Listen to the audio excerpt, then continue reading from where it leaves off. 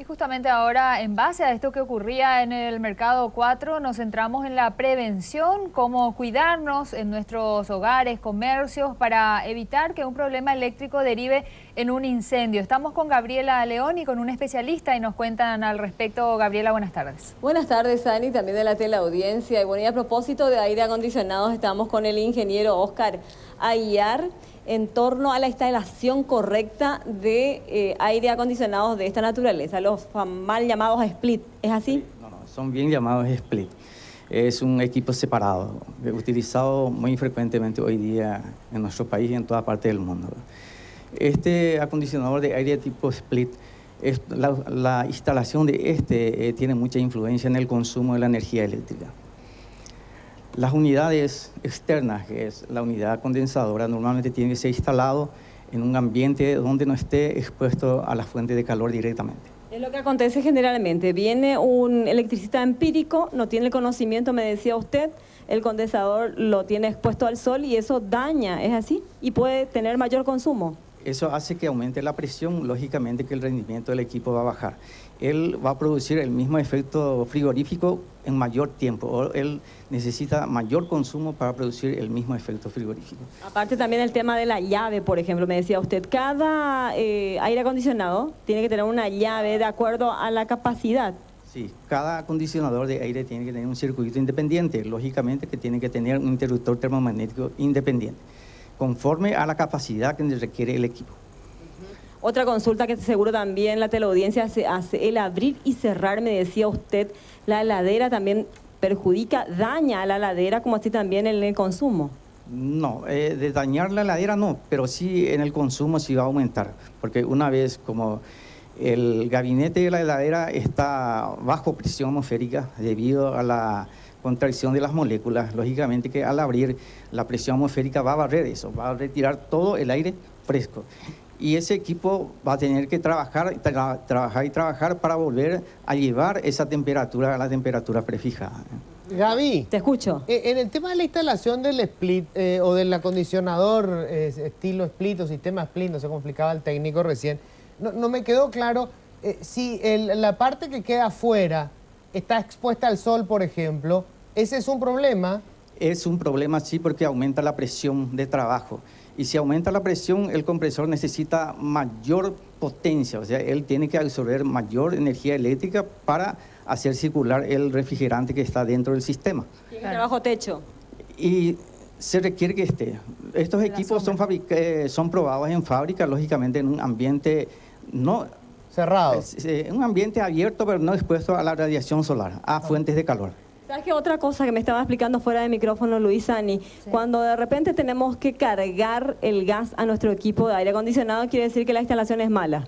Lógicamente, estos equipos son herméticos. Si requiere una recarga de refrigerante es porque la instalación fue mal hecha. Vamos a acercarnos también. también. Que cada cierto tiempo hay que hacerle un service y cargarle gas. Lógicamente también un service es importante que se le haga un mantenimiento continuo. ¿Por qué? Porque si nosotros no le hacemos el mantenimiento, la disipación de calor va a ser deficiente y eso también va a hacer que aumente la presión interna. Sani, dice que la carga de gas en realidad se da porque hay una pérdida. Dice que no tendría que hacerse la carga de gas. No tendría que hacerse la carga de gas si se hace bien el trabajo. Por eso que es importante que el usuario vea el servicio de técnicos certificados por competencia laboral. Hoy día el área de refrigeración está siendo certificado por competencia laboral. Esa certificación le garantiza al usuario que el técnico le va a hacer correctamente el servicio como tiene que ser. Y en cuanto a peligro de incendios, Gabriela, hasta ahora hablamos de poder consumir menos energía, pero el tema de los incendios, ¿cuándo es peligroso? ¿Cuándo está mal hecha una instalación que podría derivar en una chispa, un cortocircuito y llevar a un incendio? Acá estamos con don Víctor Cabañas precisamente para que nos explique en torno a eso. ¿Qué pasa? La casa se prepara para una determinada cantidad realmente de electrodomésticos. ¿Qué ocurre? Generalmente al iniciar la vivienda le ponemos realmente el cableado de 4 milímetros. ¿Es así? Inicio. Normalmente una casa comienza con un cableado principal de 4 milímetros. Después la casa fue creciendo, también se introdujeron electrodomésticos y los mismos conductores de hace 20 años están cumpliendo ese papel. ¿Qué ocurre? ¿Qué hace? ¿Cuál es el efecto? El efecto es lo que se llama el efecto Joule, un calentamiento que va a deteriorar la capa aislante hasta dejar expuesto, por último, las partes conductoras, los cables, el metal. Entonces estamos en presencia de cortocircuito. A veces no queremos nosotros cambiar eso y sin embargo puede derivar justamente que se nos incendie toda la casa. Sí, normalmente hay cierta reticencia a eso. Aquí en el SNPP nosotros le formamos a los futuros técnicos con una conciencia para que vayan haciendo un buen trabajo y orientando al usuario. El usuario no tiene por qué saber de cosas técnicas. Somos nosotros los que debemos dar esa orientación. Entonces, el buen técnico va a poner un esmero ya en la hora de hacer la instalación. El punto flaco generalmente en una instalación son los empalmes. Un empalme mal hecho es una fuente de calor. Esa fuente de calor también influye en el consumo y son los focos generalmente donde comienzan los incendios. ¿Por qué me chispea de repente todo ahí, mi tablero donde están las llaves de cada artefacto eléctrico? Normalmente la chispa es por un mal contacto. Ese mal contacto, esa pequeña chispa, después se convierte realmente en un cortocircuito al perderse la aislación de los conductores. ¿Qué tipo de llave hay que instalar? Porque hay una llave, decía usted, que baja automáticamente cuando hay un corto. Bueno, normalmente la que se instala es la llave termomagnética, con dos funciones. Termo, de temperatura, cuando va subiendo la temperatura, llega a un determinado nivel de su curva y actúa. Y la magnética, en caso ya de un cortocircuito franco, entonces corta inmediatamente. Pero hoy en día también se aconseja usar el disyuntor diferencial, que también se llama cuidavidas. Él va a operar cuando haya una fuga en la instalación. ¿Qué pasa? Yo recibo una descarga eléctrica, por eso le llaman fuga, en este caso cuidavidas. Sí, porque justamente usted no es parte de la instalación. Ya, me tira, me arroja, no muero electrocutada. No, porque lleva un tiempo muy ínfimo y la corriente con 30 miliamperes de circulación de corriente a través de su cuerpo ya él actúa. ¿Cuesta más caro instalar eso? La vida cuesta más caro y le aseguro que un funeral es mucho más caro que eso. Otra preguntita, la ultimísima. Sí, preguntan, Gabriela, sobre el cableado, la cantidad de milímetros que deben tener los cableados y qué pasa con las personas que tienen casas ya muy viejas, tienen que cambiar o no cada cuánto el cableado para evitar que a lo mejor el desgaste pueda producir chispas. Sí, de eso hablamos al principio, sí, que el cableado tiene su vida útil. Un profesional, al palpar el conductor ya se da cuenta si está sobrecalentado o no. Conviene que un buen profesional le oriente al dueño de casa. ¿Y quién es el buen profesional?